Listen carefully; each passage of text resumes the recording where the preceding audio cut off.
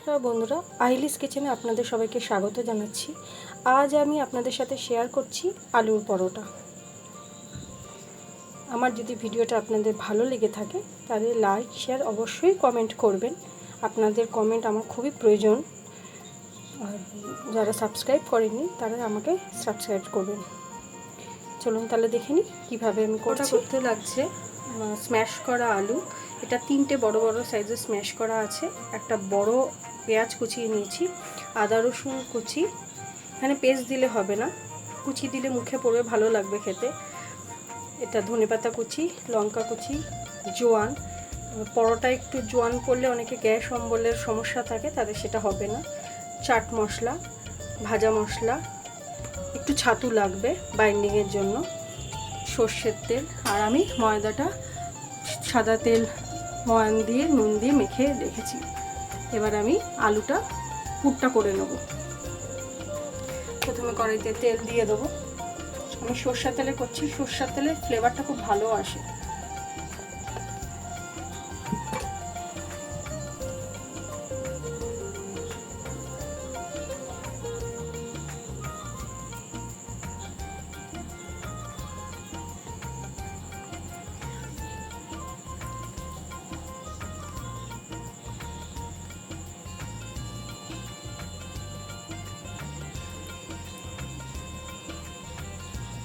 তেল গরম হয়ে গেছে, পেঁয়াজটা আস্তে আস্তে ছেড়ে দেবো।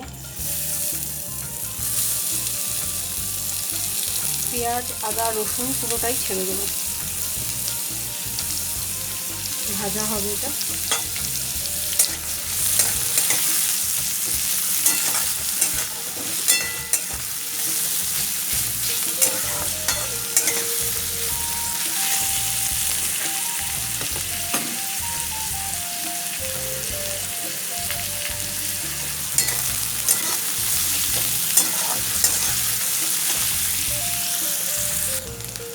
পেঁয়াজটা আমার ভাজা হয়ে গেছে, খুব লাল করে ভাজবো না। এবার আমি লঙ্কা কুচিটা দিয়ে দেবো। আমি যেহেতু একটু গোলমরিচ গুঁড়ো দেবো, লঙ্কা 2টো দিয়েছি।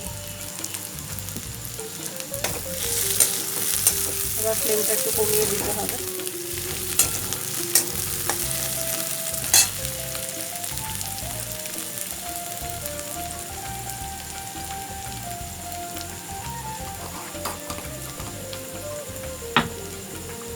এবার আলুটা দিয়ে দেবো।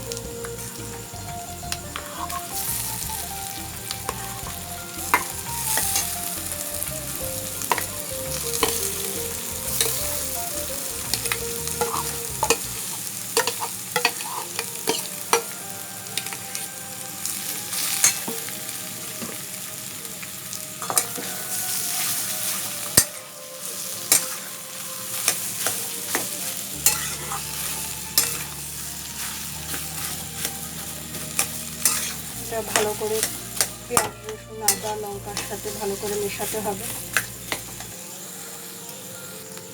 আলু, পেঁয়াজ, রসুন, লঙ্কাটা মেশানো হয়ে গেছে। এবার আস্তে আস্তে সব মশলাগুলো মিশিয়ে নেবো। ধনেপাতা দিয়ে দেবো,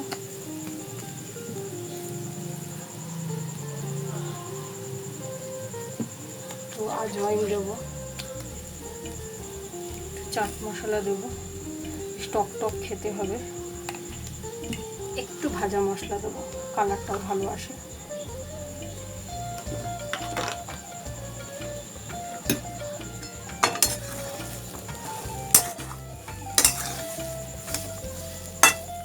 এটা পুরো হয়ে গেছে মেশানো।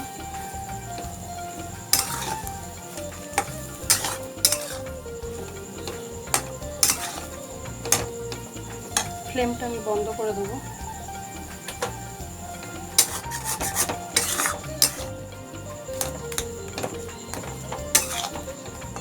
ফ্লেম বন্ধ করে আমি একটু এর মধ্যে ছাতু দেবো। ছাতু দিলে খেতেও খারাপ লাগে না, আর ভালো বাইন্ডিং হয়। যে জলটা থাকে মানে ভেতরে কষানোর পরও, সেটা ছাতুতে টেনে নেয়, ফেটে যাবে না।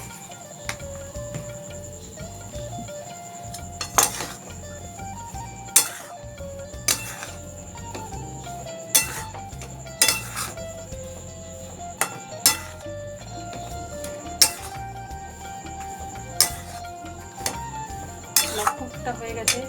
আলুটা আমি নুন দিয়ে সেদ্ধ করে নিয়েছিলাম, তার জন্য আমি আলুতে এই পুরটার মধ্যে কোনো রকম নুন দিলাম না, কারণ সেদ্ধ করার সময় এর মধ্যে নুন ছিল।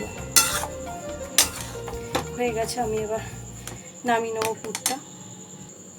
পুরটা আমি নামিয়ে নিয়েছি। খুব গরম আছে, এখন গড়া যাবে না, একটুখানি ঠান্ডা করে আমি আবার ফেরত আসছি। হয়ে গেছে, এবার আমি গড়ে নেবো ওগুলো।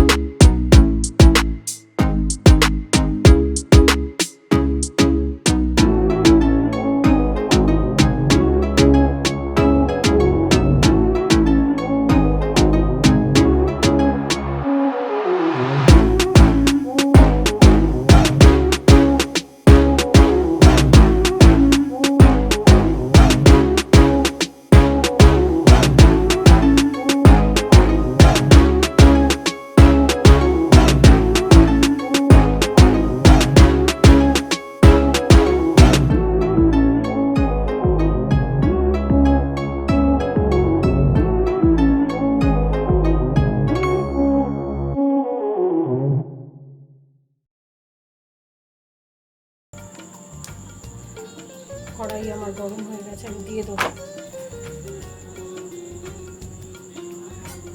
ভালো করে ভাজা হবে, দুটো পিঠ একবারে সেকে তারপর তেল দেবো।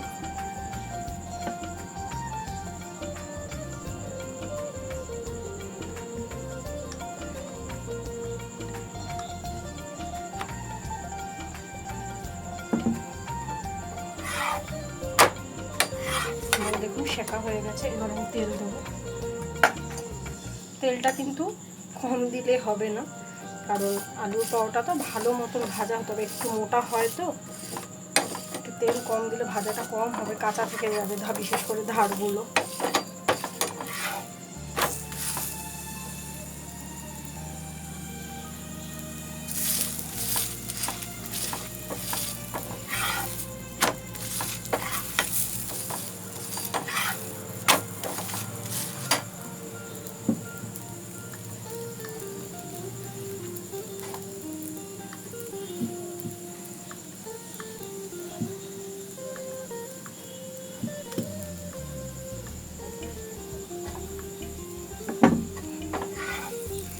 ভালো করে চেপে চেপে ভাজতে হবে।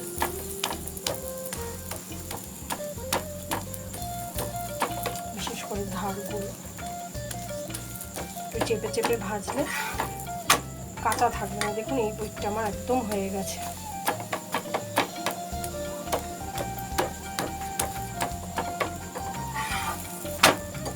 এটাও হয়ে গেছে, আমি তুলে নেব। আমি সবকটা ভেজে নিয়ে আসছি। আমি সবকটা ভেজে নিয়েছি, আমার যদি এই ভিডিওটা আপনাদের ভালো লাগে তাহলে লাইক এবং শেয়ার করবেন। আর নতুন বন্ধুরা যারা এখনও সাবস্ক্রাইব করেনি তারা আমাকে সাবস্ক্রাইব করবেন। পাশের যে বেল বাটনটা আছে সেটা ক্লিক করতে কিন্তু ভুলবেন না। এটা আপনারা পিকেল, কাসুন্দি, সস যে কোনো কিছুর সাথে পরিবেশন করতে পারেন। শুধুও খাওয়া যায়, ভালো লাগে, বা অনেকে তরকারি আলুর দম করেও খায়, ভালো লাগে। যেটা আপনাদের ভালো লাগে এটা